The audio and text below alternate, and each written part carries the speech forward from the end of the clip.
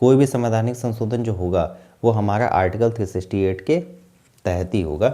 ये जो होता है ये 3 तरह का होता है, ठीक है। और जो वोटिंग करने वाले मेंबर होते हैं उसका 50% से ज़्यादा अगर है, आपको बहुमत मिल गया, तो जो है आपका साधारण बहुमत से वो विधेयक पास हो जाता है। आपको पूरे सदन का 50% प्लस 1, यानी आपके सदन की जो भी संख्या है, मान लीजिए आपके सदन की संख्या 500 है, तो 250 प्लस 1 यानी 251, और जितने भी उस समय उस सदन में मेंबर उपस्थित होंगे उनका 2/3 अगर आपको वोट कर रहे हैं, यानी उस बिल के पक्ष में वोट कर रहे हैं, तो वो बिल आपका पास हो जाएगा। जहाँ पर भी पावर्स में कमी होगी, यानी पावर्स में जहाँ पर भी छेड़छाड़ होगी, वहाँ पर जो है आपको आधे से अधिक राज्यों के समर्थन की भी आवश्यकता होगी विशेष बहुमत के साथ में। नमस्कार दोस्तों, मैं हूं अंकुर, आशा करता हूँ आप सब अच्छे होंगे। आज का जो हमारा टॉपिक है वो हमारा टॉपिक है कॉन्स्टिट्यूशनल अमेंडमेंट को लेकर, जिसे हिंदी में संवैधानिक संशोधन भी कहते हैं। आपने बहुत बार टीवी, मीडिया, अखबार में संवैधानिक संशोधन या कॉन्स्टिट्यूशनल अमेंडमेंट को सुना होगा, इसलिए आज हमने इसका चूज़ किया है। ये पहली बात तो आप ये समझिए कि जो हमारा कॉन्स्टिट्यूशनल अमेंडमेंट होता है वो हमारा आर्टिकल, इधर लिख देता हूँ,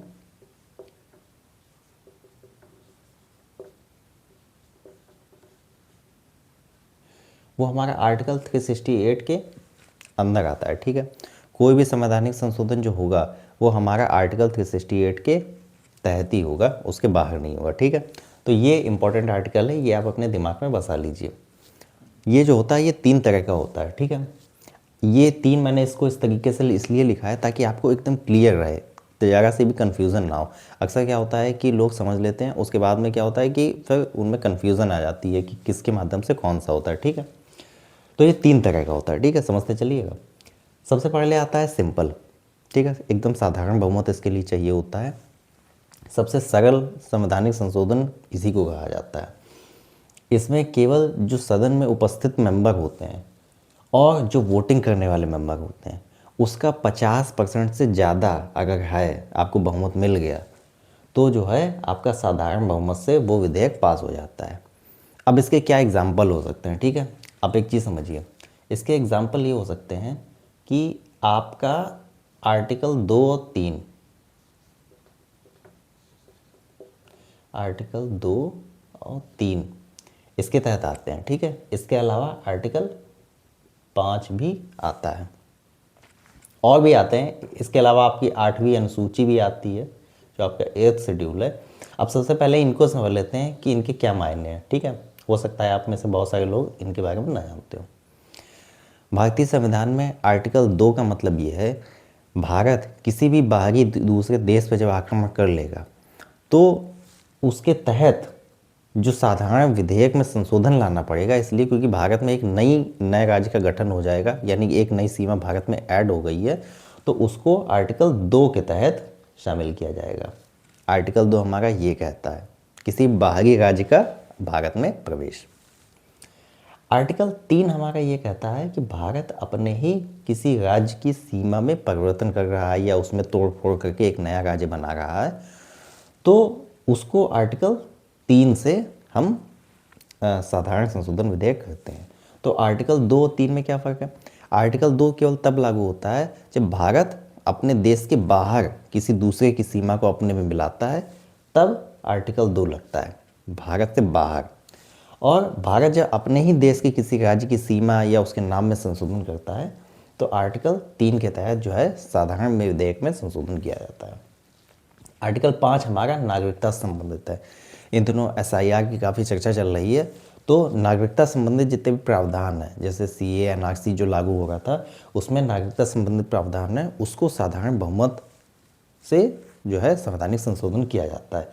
इसका संबंध हमारा जो है सिटीजनशिप से है, इधर लिख देता हूँ,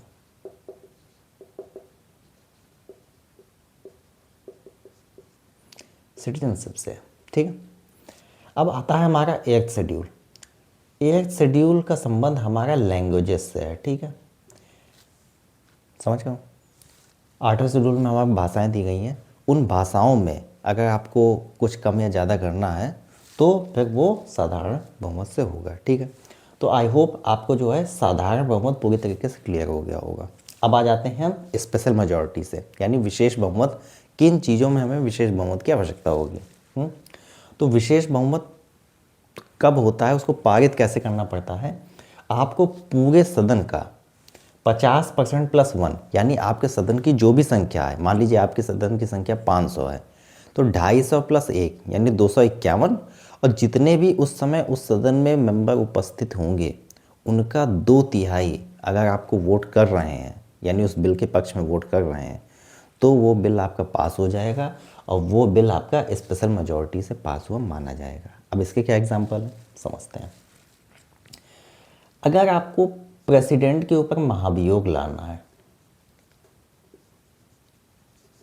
ठीक है, तो इसकी ज़रूरत पड़ेगी। अगर आपको हाई कोर्ट या फिर सुप्रीम कोर्ट के जजेस को अगर आपको हटाना है, ठीक है, उनका रिमूवल करना है, तो आपको विशेष बहुमत की आवश्यकता होगी। इसके अलावा अगर आपको फंडामेंटल राइट्स में भी संशोधन करना है तो भी ये विशेष बहुमत के माध्यम से किया जाता है, ठीक है। अब जब विशेष बहुमत की जहाँ पे बात चल रही है, तो वहाँ पे मैं एक चीज़ और आपको बता दूँ। अभी आपने 2-4 दिन पहले अभी आपने कुछ न्यूज़ सुनी होगी कि 131वां संविधान संशोधन विधेयक लाया जा रहा है, ठीक है, और चंडीगढ़ वालों में उस चीज़ को लेकर काफ़ी नाराज़गी देखी जा रही थी, क्योंकि उसको अंडर आर्टिकल 240 के लाया जा रहा था। हालांकि यहाँ पर सब्जेक्ट नहीं, मैं आपको समझाने के लिए बता देता हूँ। आर्टिकल 240 का भी आपने जिक्र सुना होगा। अभी आर्टिकल 240 ये कहता है कि भारत में ये जो आर्टिकल है हमारा, ये यूनियन टेरिटरीज से संबंधित है, और चंडीगढ़ इसका सबसे ज़्यादा विरोध इसलिए कर रहा था क्योंकि चंडीगढ़ जो है पंजाब और हरियाणा की कॉमन राजधानी है। सबसे पहले आप इस चीज़ को समझिए, 1966 में हरियाणा अलग हो गया, मतलब नया बना था। पंजाब पहले केवल पंजाब था, 1966 में हरियाणा बना, और इस समय जो चंडीगढ़ है, जो पंजाब का जो गवर्नर होता है वही इसको कंट्रोल करता है, ठीक है। अभी तक ये जो कंट्रोल था गवर्नर के माध्यम से होता था चंडीगढ़ के लिए, अभी तक वो अलग से इसके लिए नोटिफिकेशन जारी करता था, ठीक है। जो चंडीगढ़ है वो एक यूनियन टेरिटरी है, ठीक है, वो कोई सिंपल कैपिटल नहीं है, और जो चंडीगढ़ है वो हरियाणा और पंजाब दोनों की राजधानी है। तो अभी क्या होगा था, जब इसको आर्टिकल 240 में डाल दिया जाएगा तो अब ये जो कंट्रोल जो पंजाब के गवर्नर के पास था वो उनसे छीन के चला जाएगा सीधे प्रेसिडेंट के पास में, ठीक है। अब प्रेसिडेंट को वहाँ पर डायरेक्ट जो है रूल्स एंड रेगुलेशन बनाने की पावर्स होगी, यानी वहाँ पर पंजाब और हरियाणा के कानून सीधे तौर पर नहीं चलेंगे, डायरेक्ट कंट्रोल अब प्रेसिडेंट का हो जाएगा। लेकिन आप एक चीज़ समझिए, जो गवर्नर होता है, जैसे चंडीगढ़ का जो अतिरिक्त प्रभाग था वो पंजाब गवर्नर के पास में था, जो गवर्नर होता है उसको भी प्रेसिडेंट ही अपॉइंट करता है, तो उससे कोई बहुत ज़्यादा फ़र्क नहीं पड़ेगा, ठीक है, लीगली उसका बहुत ज़्यादा फ़र्क नहीं पड़ेगा। लेकिन चंडीगढ़ वालों का एक इमोशनल कनेक्ट है, वो ये मानते हैं कि उनका जो चंडीगढ़ को लेके दावा है वो थोड़ा सा कम हो जाएगा, ठीक है। तो आर्टिकल 240 के लेके इन दिनों काफ़ी हो हल्ला घट रहा था, ठीक है, चंडीगढ़ में काफ़ी बवाल चल रहा था। हालांकि उस चीज़ को अभी विड्रॉ कर लिया गया है।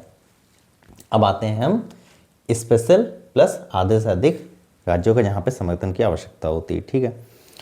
आप एक बात समझिए, कभी भी आपको पेपर में दिखे या ऐसा आपसे कोई सवाल पूछे कि ये जो स्पेशल प्लस आधे से अधिक राज्यों का कब समर्थन चाहिए होगा, तो आपको कहीं पर भी पावर का यूज़ आ जाए, ठीक है, जहाँ पर भी राज्य या केंद्र की पावर्स को कम या ज़्यादा करने की बात हो रही है, ठीक है, या फिर आपके 7th शेड्यूल की बात हो रही है, ठीक है। 7th शेड्यूल क्या है? 7th शेड्यूल में संपत्ति सूची के बारे में दिया गया है।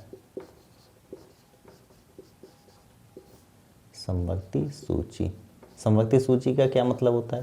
संपत्ति सूची का मतलब ये होता है जहाँ पर केंद्र और राज्य दोनों को कानून बनाने की शक्ति होती है, उस सूची को संपत्ति सूची कहा जाता है, ठीक है। तो अगर आपको 7th शेड्यूल में चेंज करना है, या फिर आपको प्रेसिडेंट की पावर्स में कमी करनी है, या आपको हाई कोर्ट या सुप्रीम कोर्ट की पावर्स में कमी करनी है, जहाँ पर भी पावर्स में कमी होगी, यानी पावर्स में जहाँ पर भी छेड़छाड़ होगी, वहाँ पर जो है आपको आधे से अधिक राज्यों के समर्थन की भी आवश्यकता होगी विशेष बहुमत के साथ में, ठीक है।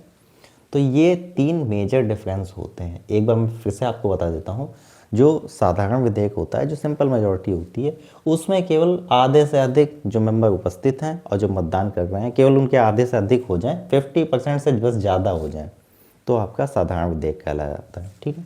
लेकिन स्पेशल में क्या होता है, पूरे सदन की जो टोटल संख्या होती है उससे ज़्यादा और जितने उस समय वोट कर रहे हैं उनका 2/3 चाहिए होता है। मान लीजिए टोटल 280 लोगों ने वोट किया है, ठीक है, तो 280 लोगों ने अगर वोट किया है तो इसका 2/3 कितना होगा, जितना भी होगा